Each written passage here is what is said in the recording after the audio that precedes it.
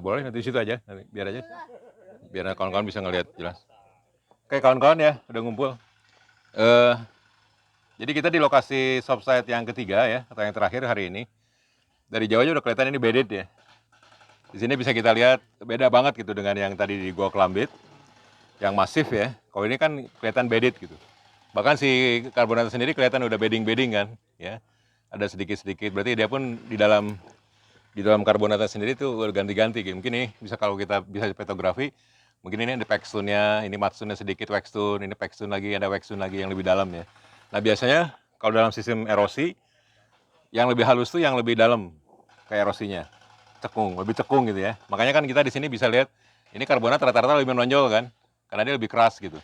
Jadi dia tidak selalu tererosi, tapi kan di bawahnya shale tuh, langsung cekung aja.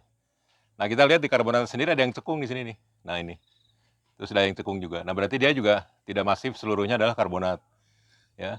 Berarti ini juga ada selang-seling lah antara, kan kalau dalam sistem penamaan Dunham itu ada yang namanya mulai dari apa, mudstone ya, terus waxstone, packstone, grainstone. Nah ini pun sama kelihatannya disusun oleh itu. Kita bisa lakukan itu kalau kita systematic petrographic gitu, kita ambil yang bawahnya, terus ke tengahnya bisa ambil, atas lagi bisa ambil gitu, baru ketahuan. Tapi yang jelas di bawahnya itu yang warnanya kelabu adalah lempung, shale gitu ya. Nah itu yang langsung kita menunjukkan, padahal kita kan nggak terlalu jauh gitu lokasinya ya, dari yang tadi Gua Kelambit itu paling juga berapa ya, paling 2 kilometer paling. Nah itu udah berbeda gitu. Nah itu biasa saja dalam sistem pertumbuhan karbonat memang begitu. Kita punya build up, terus diantaranya kita punya interbedded. Nah beginilah interbedded itu. Ya. Nah itu bahkan yang gini lebih banyak sebenarnya. Karbonat interbedded itu kayak gini lebih banyak tuh, dibandingkan build upnya. Walaupun di beberapa tempat memang suka dominan build up gitu ya. Tapi yang begini secara regional lebih besar gitu, lebih banyak. Ya. Nah itu yang pertama. Jadi ini di sini kita bisa lihat bedded. Yang sana juga tebing sana masih kelihatan bedded ya, masih kita bisa lihat ya. Itu ada sel-selnya juga yang abu-abu. Si karbonatnya sendiri juga bedded ya. Kita bisa melihat ada perbedaan antara menonjol dan cekungnya itu ya. Nah yang menonjol itu yang bagian keras, yang cekungnya bagian yang ke erosinya gitu. Nah itu biasanya sekaligus menunjukkan kepada kita bahwa itu adalah bekas ininya, bekas interbeddednya gitu ya, bekas-bekas interbeddednya. Memperlihatkan bedding dari jauh model-model kayak gitu perbedaannya. Jadi tidak masif seluruhnya karbonat seperti yang, atau non bedded masif seperti yang kita lihat tadi di Gua Kelambit gitu ya. Nah ini sendiri juga kadang-kadang di beberapa tempat seperti yang tadi saya ceritakan adalah jadi sosroknya yang ini tuh, si selnya ini. Apalagi kalau ini kita lihat ya, ini kan warnanya juga bagus gitu, warna kelabu ya, menunjukkan dia warna reduksi gitu. Ya, warna reduksi itu biasanya bagus untuk preserve organik. Itu masih ke sana juga tuh yang Kang Denny itu, terus ke sana tuh ke bawahnya tuh masih terus shell tuh, ya. Dan warnanya kan abu-abu tuh, maka makin gelap ke sana. Nah, jadi sebenarnya kalau secara potensial sosrok, mungkin ini potensial gitu. Hanya belum tentu mengenerate hidrokarbon karena bergantung maturity-nya. Karena untuk sosrok itu ada dua yang harus dipenuhi, should be rich. Ini kayaknya sudah dipenuhi nih rich-nya ini. Tinggal kita kontrol aja dari kita ambil sampelnya, kita lakukan analisis geokimia, dapat TOC misalnya. TOC 2% udah excellent ini. Padahal ini di permukaan gitu. Dan permukaan itu kan pasti teroksidasi kan. Kalau oksidasi pasti akan mengurangi nilai TOC gitu. 2%, oh berarti dulu kalau tersingkap di bawah lebih bagus lagi, excellent. 4%, 2% itu udah good kalau dalam preservation of organic matters.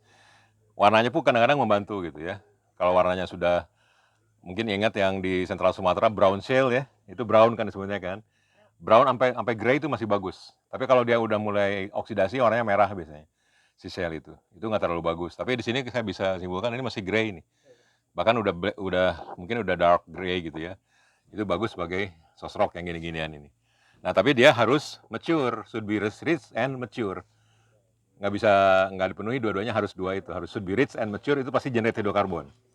Nah, si mature-nya itu bergantung ininya, overburden. Jadi stratigrafi yang nutupi dia itu apa gitu. Kalau dia cukup tebal, kan di atas ini kan ada batu rajanya sendiri, ada telisa atau gumai, ya, ada air benakat, ada amoranim, ada kasai, atau lower, middle, upper Palembang kalau nama lainnya. Itu generate. Tapi ternyata buktinya kita tidak punya banyak marine oil di dalam South Sumatera. Kalau ini harus marine oil nih. Karena ini kan di dalam sistem self kan, di dalam marine ini. Ya, di dalam marine. Ya, jadi artinya harus marine oil, bukan fulvia deltaic lagi. Tapi kita tidak banyak lah. Bisa dibilang 95% oil di South Sumatera itu fulvia deltaic. Jadi memang dari tanah akar saja. Kenapa ini tidak? Berarti masih kurang overburdennya. Ya, kecuali kalau di tempat-tempat yang dalam gitu. Tapi ini bisa jadi potensial source rock kalau kita punya overburden yang lebih bagus. Bisa dicari gitu ya. Nah, tapi itu secara litologi beginilah yang namanya dalam sistem karbonat, dan itu di setiap area juga ditemukan ya, entah di Jawa Timur, entah di Barito Basin, di South Sumatera, yang ini ya, di North Sumatera, di East Natuna juga sama. Dia punya interbedded karbonat, yaitu ini ya. Dan interbeddednya juga shale. Jadi ini sendiri si karbonat ini sendiri juga bisa merupakan debris nih. Bisa debris dari tempat yang lain. Walaupun kita di sini kita bisa melihat ada algal mat-nya ini. Ini kalau kawan-kawan lihat ya, yang ini tuh, yang lurus-lurus ini nih. Ya, itu adalah bekasnya algal. Algal mat. Jadi kayak model tirai tikar. Mat itu kan tikar, tapi itu semuanya alga gitu. Ya. Mungkin koralnya nanti tergantung, nanti itu bisa ketahuan kalau kita petrografi. Kita petrografi secara selektif, kita ambil sampelnya, kita bisa tahu oh ini kondisinya adalah nirif namanya. Nirif itu berarti dia produk debris dari reef-reef yang ada. Mungkin dulunya si itu tuh tinggi banget gitu, si kelambit itu ya. Terus kan ke erosi kan. Nah, jatuhlah ke dalam endapan marine gitu. Nah, di marine sendiri ada marine shale yang bawahnya ini bagian dari yang biasa siliciclastic gitu kan. Terus ada debris karbonat yang mungkin berasal dari tempat-tempat reef yang tumbuh yang lain, atau dia tumbuh juga bisa in situ gitu ya. Nah, tapi intinya resultannya kita dapatkan bedded karbonat aja ya, yang tersingkap di daerah sini gitu. Modelnya seperti itu. Dan itu umum kita temukan di berbagai tempat. Sekarang kita lihat poster. Tadi kurang overburden itu berarti kurang lama lagi. Kurang tebal dan kurang lama. Jadi kita ya kalau dalam sistem maturity of oil kita harus punya time temperature index. Yang bagus itu lama dan tebal. Tebalnya dia mendorong temperatur makin panas kan, kadang makin kedorong ke bawah. Nah, waktunya harus punya waktu yang cukup untuk bisa dapat generate. Nah, kalau karbonat jadinya banyak H2S. Ya, kalau dia datang dari marine karbonat. Dari marine karbonat. Ya. Kalau dia jadi minyak. Ya. Oke. Ya, ini ya. Nah, ini kalau kita lihat ini juga selalu ya. Nah, kawan-kawan bisa lihat nih. Si North Sumatera terus South Sumatera selalu berdampingan gini nih. Ini mungkin karbonat build up-nya, terus ini siliciclastic-nya nih yang seumur. Jadi ini kadang-kadang di sini adalah interbedded nih. Ya, di sini interbedded, di sini interbedded gitu. Jadi itu hal yang umum yang wajar ditemukan di berbagai tempat. Coba ke section yang lain, yang tengah. Nah, dari sini tadi kita sudah lihat ya model yang tadi kita sudah terangkan di Gua Kelambit. Kalau yang Gua Kelambit model kayak gini kalau dari lognya gitu, yang ramba, karena dia motong reefnya gitu. Tapi yang East Benakat Field, yang ini si karbonatnya kayak gini interbedded nih. Ya, dari lognya kita bisa lihat gitu. Ya ini gambarnya ini atau SP lah mungkin ya. Nah, ini mungkin karbonatnya gitu. Karbonat ini shale. Karbonat shale. Jadi model kayak gini. Sisipan gitu ya. Sisipan. Jadi kalau ini kita log ya kayak gini lognya gitu. Bisa dari karbonat kan. Karbonat juga sama-sama low gamma ray kan. Ya, low SP low gamma ray. Kalau SP agak jarang. Ini kurang cukup jelas ya. Mungkin SP kalau low gamma, tapi sama penafsirannya. Jadi, tapi ini kita main di karbonat kan. Jadi kita lihat, oh ini karbonat, ini shale-nya. Kalau shale selalu sama dia, main di baseline-nya gitu. Di sumur ini sama gitu. Beda dengan ramba nih. Ramba ada sedikit di atasnya gitu. Nah ini kayak ramba kan ada nih. Karbonat ya. Kalau di sini dia masif nih. Di sini masif, di sini masif.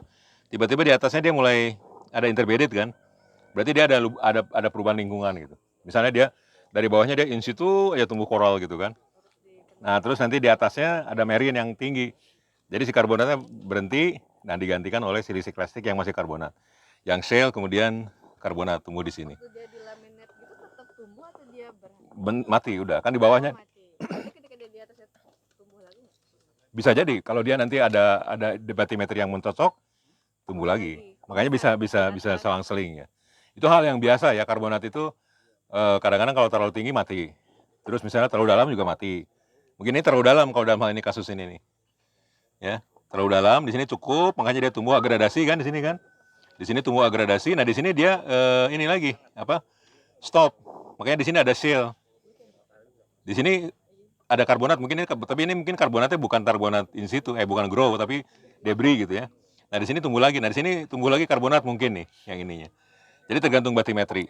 Ya, di sini sendiri di dalam sistem yang tadi model ini masih pun bisa diduduki oleh yang selang-seling kayak gini interbedded gitu. Jadi yang ini sendiri bisa jadi di atas puncaknya yang masif tuh. Ini di lapangan ini juga sama gitu. Kalau kita korelasikan ini kawan-kawan bisa lihat nih. Yang reef modelnya kayak gini penuh nih, yang reef. Sementara yang interbedded klasik Emsun kalau mereka sebutkan, nah kayak gini modelnya. Tuh ya. Di sini tumbuh nih reef. Nah, sini interbedded. Terus sampai ke sini. Terus sampai ke sini. Interbedded semua di sini nih. Karena mungkin dalam ya. Nah, ini kalau di sini ada dua. Di sini reef, di sini interbedded. Nah, sini reef lagi, interbedded, pendek, terus reef lagi. Jadi bergantung batimetri. Kalau reef itu dia butuh antecedent topografi artinya. Jadi butuh tinggian cukup. Terus kalau early Miocene koral hidup di situ, tumbuhlah jadi masif karbonat. Tapi kalau nggak ada antecedent topografi, jadi dalam lagi, ya mechanical karbonat yang tumbuh stratigrafi. Mungkin dulu pernah dengar istilah ada dua, bioherm dan biostorm. Pernah dengar nggak? Nggak ya. Kalau yang old school seperti saya pasti ada. Itu bioherm itu yang tumbuh dia, biohermal namanya. Dua-duanya bioherm. Jadi kalau kapan-kapan baca di literatur lama, bioherm itu adalah build up, karbonat build up. Biostorm. Storm badai ya, tapi bukan berhubungan sama badai. Biomiwon. Biostorm itu adalah interbedded kayak gini modelnya. Ya, tapi itu wajar di mana-mana ya. Seperti yang di sini juga ini udah jelas nih, di dalam subsurface pun begitu. Ya. Karena ini pun tadinya di subsurface kan. Di subsurface kemudian dia keangkat jadi kayak gini modelnya. Ya. Tapi di sini ini nggak ada yang merin sosrok, merin karbonat sosrok bukan ya? Ada tapi nggak banyak. Yang sebenarnya apa namanya ya, kayak material organik gitu. Oh, kalau dari sosroknya, kayak Winto saya belum pernah baca, tapi kalau oil marine ada. Di satu sumur saya pernah, nanti saya digging lagi, tapi ada satu literatur yang membahas itu khusus oil marine dari Batu Raja diperkirakan. Karena kan satu-satunya kalau nggak dari Gumai gitu, kan sama-sama marine kan. Tapi karbonat sosrok belum Harus dicek ya, belum pernah ada penelitian. Tapi ini bagus kalau mau mempelajari itu bisa berangkat dari sini nih. Ini kan cukup bagus nih tersingkapnya. Bisa ambil itu apalagi itu kan lebih kelabu ya, abu-abu ya. Kita gali sampai ke dalam, kita ambil sampelnya, terus kita lakukan TOC ya, terus RO yang penting. Jadi kita bisa tahu RO itu jadi berapa sih ini dulu kedalamannya? Vitrinate surfactants. Jadi kematangan. tapi kan karena karbonat RO-nya dikit dan 2 Bisa, tapi bisa pakai dibantu sama SCI ya, Spore Coloration Index bisa. Spore. Tapi bisa membantu gitu. Atau pakai Timex juga bisa. Ya, kalau dipaksa untuk S2-nya berapa itu bisa didekati. Jadi artinya kita pengen tahu bagusnya sih RO. Kalau RO itu kan dia kematangan di dalam, begitu keangkat ke bawah kan tidak mudah lagi kan. Kayak kita misalnya manggang kue nih, gosong. Terus kita matiin kompornya, kan nggak jadi mudah lagi kan kuenya kan, nggak jadi mentah lagi kan, tetap aja gosong gitu. Jadi modelnya kayak gitu. Jadi ini pun kalau kita pakai RO, nanti RO-nya bisa ketahuan 0,9 misalnya. Berarti dulu dia pernah tenggelam sampai 0,9. Kalau di permukaan itu paling sekitar 0,2%. Jadi dia itu hanya jumlah pantulan cahaya optik aja. Jadi itu permainan optical mikroskopi untuk di lab, tapi bisa mengukur kematangan gitu. Jadi intinya maseral itu jadi bagian mineralogi dari batu bara Semakin dia matang kan sebagai memantulkan cahaya. Tapi kalau dia masih muda, nyerap cahaya kan. Nah, semakin matang, pantulannya dia semakin bagus. Padahal dia hanya persennya 1% aja itu sudah bagus gitu. 0,6% itu dianggap sudah mulai matang. Padahalnya 0,6% yang dipantulkan cahayanya. Jadi kecil banget gitu. Tapi itu sudah dipakai. Karena Fitrinet kan material asal darat. Darat, delta. Karbonat sosrok ini kan jarang material asal darat. Jadi Kadang nggak ada. waktu kita dulu lihat Winto itu dikit-dikit gitu Pak. Dikit-dikit ya. Harus yang kita pakai metode yang lain aja. Lain kematangan. Pakai ini. Jadi multi meseral namanya FEM. Jadi multi meseral untuk maturity. Jadi bisa pakai vitrinit, bisa pakai banyak lah mineral-mineral yang biasa dipakai untuk kematangan. Kita bisa minta ke labnya. Tapi paling enggak yang ditanyakan Fosan, pernah ada nggak studi karbonat sebagai geokimia? Setahu saya belum pernah ada ya. Belum pernah dipublish. Tapi kalau minyak merin ada. Tapi minyak merin apakah dari batu raja atau gumai kita belum tahu. Karena belum dilakukan korelasi. Oil to source correlation ya. Tapi yang beginian ini adalah bagus gitu ya. Jadi artinya kawan-kawan juga dari segini udah tahu gitu. Bagaimana model pengendapan batu raja itu bisa secara tumbuh, bioherm, ya, model kayak gini. Nah ini nih, bioherm ya, yang tadi kita lihat di gua Kelambit, atau dia model interbedded kayak gini, terus kalau dia dalam. Nah inilah modelnya gitu. Dan kalau kawan-kawan lihat itu kan sampai ke sana tuh. Sampai ke sana bisa kita lihat ya, panjang gitu sampai ke sini. Terus sampai ke sana, sampai ke tempat yang mobil-mobil banyak itu juga sama gitu. Masih interbedded. Karena kan dia laterally bagus kan, blanket gitu modelnya. Ya, Pak, kalau yang shell ini bisa dianggap calcareous shell nggak karena ada sisipan, karena ada material karbonat di atas? oh ya, Jadi bisa nggak dianggap gara-gara itu? ya. Justru memang pasti kalkarius ya. Coba diambil itu ngetos nggak? Ini ada kok. Ini Mana ACL? Coba. nih, Nah ini nih. saya open. Oke. Sampai nanti makan malam tetap bawa. Oh, ngetos kan. Ngetos. Jadi dia dalam satu sistem pengendapan merin dan karbonat. Satu sistem.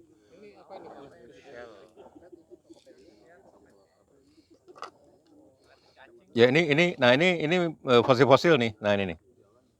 Nah ini. Fosil-fosil, nah ini nih. Nah kayak gini nih tuh. Nah ini ya. Fosil-fosil merin. Fosil-fosil shallow merin. Iya. Iya sama ada. Kalau ada fosil-fosil gitu tuh ada asosiasi bioturbasi gitu nggak Pak? Bisa kalau bioturbasi itu sampai laut dalam ada semua. Kan dia hanya ngeburau aja dia. Kalau misalnya di daerah self marine itu dia ada kayak serangga kayak gitu, nah dia tumbuh bisa kayak gini modelnya. Ya. Ini juga bisa. Nah ini kan kelihatan nih bekas-bekasnya nih. Ini kan udah cetakan fosilnya kan, bisa jadi bio. Saya nggak hafal fosilnya, tapi ini bekas jejak makhluk hidup gitu.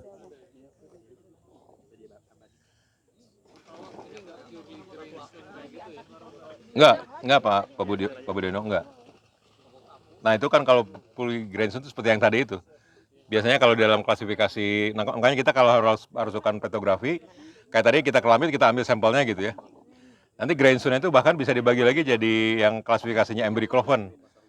Ada boundstone, terus ada apa namanya framestone ya kan, atau dia floatstone atau framestone. Itu adalah pembagian lebih lanjut dari grindstone-nya Dunham. Nah itu kita harus ambil petrografinya, baru kita lihat. Kalau yang udah sakti mungkin bisa lihat, oh ini framestone, tapi hanya cerita aja. Harus lakukan petrografi. Ya, kalau yang ini paling diduga, oh ini waxstone itu hanya dugaan, tapi persisnya harus di petrografi. Ya, karena itu memang bagian penamaan petrografi yang tadi semua itu. Mulai dari waxstone kan ada persentasenya, berapa persennya butirannya, berapa persen shell-nya. Terus gambaran bagaimana hubungannya, kayak framestone tuh dia tumbuh gitu. Kayak boundstone tuh kayak diikat gitu. Kalau floatstone dia kayak debris. Namanya floatstone kan, ngambang gitu. Ya, bindstone. Nah, bindstone juga ada tuh kayak diikat gitu. Kayak si koralnya itu diikat sama alganya gitu. Jadi itu semua bisa digambarkan di dalam petrografi. Jadi kita harus punya petrografi yang banyak kalau bermain dengan karbonat. Karena di situ kita bisa pelajari porositasnya berapa, terus efek digenesisnya juga berapa. Mutlak lah, kita harus melakukan petrografi. Kalau tanpa petrografi kita hanya menduga-duga. Tuh ya, jadi kawan-kawan sekarang udah mempelajari karbonat, batu raja kayak gini modelnya. Kebetulan kita punya singkapan yang cukup baik lah ya, walaupun tadi gua Kelambitnya ketutup, tapi kawan-kawan bisa membayangkan guanya seperti apa. Dan tadi udah kelihatan juga in situ ya di beberapa tempat. Terus yang ini baik ya, singkapannya bedded cukup luas gitu, kita bisa melihat beddednya, bahkan kita punya bisa diskusikan tentang source karbonat. Nah seperti yang tadi Fosan katakan, beberapa kasus itu saya cerita sedikit tentang marine source itu biasanya berhubungan dengan tipe 2S kalau dari kerogennya, tipe kerogennya. S-nya itu adalah sulfur, 2S sulfur. Tapi dia tuh sangat gampang generate. Ya. Jadi kalau karena sudah ada pembelajaran, ada riset, tipe 2S itu bisa generate hidrokarbon mulai dari 0,4 RO. Hanya 0,4. Ya. Jadi dia tuh yang lain belum matang, ini udah matang duluan gitu. Tetapi gampang juga dia mengalami cracking si oilnya itu. Begitu jadi cracking, si oil yang tadi itu yang kayak sulfur, oilnya akan kayak sulfur. Itu akan jadi H2S. Dan dia ngalir gitu. Ya. Dan beberapa kasus seperti itu kayak kasus H2S yang tinggi kayak di Donggi Senoro ya. Terus di Seram ya. Itu tinggi banget gasnya gitu. Bahkan saya juga heran oilnya sedikit tapi gasnya luar biasa berkali-kali lipat tapi banyak H2S-nya. Nah, itu kekhasannya marine ini. Nah, tetapi ini belum tentu juga kayak sulfur karena nggak semuanya kayak sulfur ya. Bisa saja tipenya tipe 2 saja. Itu nggak kayak sulfur. Tapi biasanya 2 itu berhubungan dengan siliciclastic shale. Jadi marine shale itu tipe 2. Tapi kalau marine karbonat, jadi benar-benar karbonat, ya. Nah itu adalah 2S. Nah itu kita bisa lakukan ini nih. Jadi kita ambil shale sampelnya, kita lakukan biomarker yang namanya triterpan biomarker. Nanti kalau yang dia marine karbonat, bahwa ini marine karbonat bukan calcareous shale. Tadi kan ada pertanyaan calcareous shale. Itu main di norhopannya namanya. Norhopan. Jadi norhopan itu bagian biomarker dari triterpan. Norhopannya akan setengah dari hopannya nantinya. Kalau di rantai itu. Tapi kalau dia karbonat beneran, norhopannya tinggi banget. Si hopannya kalah gitu. Itu di dalam sistem triterpan, biomarker dapatnya. Jadi kita harus lakukan ambil sampel, kita main biomarker. Oh ini adalah tipe 2S. Karena ini adalah marine karbonat shale, calcareous karbonat. Bukan marine shale gitu. Bedanya di situ. Ya, jadi kita harus lakukan banyak analisis. Analisis itu kunci sebenarnya. Jadi kita harus jangan abaikan analisis karena nanti kadang-kadang kita membuat model geologi yang kebablasan tapi nggak didukung data sebenarnya. Ya. Beda ya berarti karbonat ini sama karbonat yang tadi kan? Karbonat yang tadi kan bukan yang pertama. Sama-sama marine. Yang pertama sorry. Ya yang tadi di Kelambit kan yang gua sama-sama marine, itu sama-sama di marine. Kan tadi ngetos juga kan? Hanya dia tumbuh di daerah tinggian. Makanya koralnya tumbuh di situ. Terus dia in situ aja tumbuh sebagai tumbuh, makanya bounce semua. Jadi kalau kita petografi mah harus ada analisis petografi, maka dia akan bounce semua. Tapi kalau yang ini sama-sama di marine, tapi di tempat yang lebih dalam. Tadi yang titik pertama yang kita pergi itu itu talang akar itu. Itu ada shell juga kan? Oh itu shellnya shell daratan bahkan kan? Karena kan tidak ngetos kan? Ya, itu overbank aja. Overbank aja kan? Berarti Ya. beda sama ini ya? Beda banget. Dan sebenarnya kalau kita tadi guanya bagus, kita bisa naik sampai ke puncaknya. Terus si talang akar kelihatan tuh, talang akar yang tadi di lokasi 1 tuh. Jadi kita bisa benar-benar merasa oh, memang Batu Raja itu lebih muda kan dibandingkan talang akar karena posisinya lebih tinggi dia si Batu Rajanya. Si itu ada di bawah tuh si talang akarnya, bagus banget kelihatan. Sayangnya guanya udah nggak bisa didatengin ya, kotor dan nggak bisa dinaikin karena terlalu banyak vegetasinya. 5 tahun yang lalu saya bisa naik tuh, jadi tunjukin ke kawan-kawan tuh lokasi yang tadi kita kesana tuh, dia ada di bawah, berarti lebih tua kan, gitu. Tapi waktu itu nggak ke sini, bapak nggak sini, beda ke sungai waktu itu, ke tempat yang bedetnya ke sungai. Ini lebih bagus nih. Dan ini pun kayaknya baru kebuka ya Den ya, baru kebuka. Jadi 5 tahun lalu nggak ada. Nah itu makanya tadi saya bilang, tambanglah yang ngebuka outcrop, tapi yang menutup outcrop juga, menghilangkan outcrop. Jadi kita harus ada di window time yang pas untuk datang itu. Ya. Mungkin kita datang 10 tahun lagi belum tentu ini ada, karena ini diambil untuk semen nih, karbonat dan ininya dan shale-nya. Ya. Jadi kawan-kawan kalau mau sampling sekarang nih ambil. Kalau si Harbor tertarik Pak Budiono, kalau Harbor tertarik harus sekarang, 5 tahun lagi belum tentu ada. Kira-kira gitulah kerugiannya. Ya. Jadi tambang yang ngebuka outcrop, tambang yang menghilangkan outcrop. Ya kita harus terima kasih, tapi harus ada di window yang pas.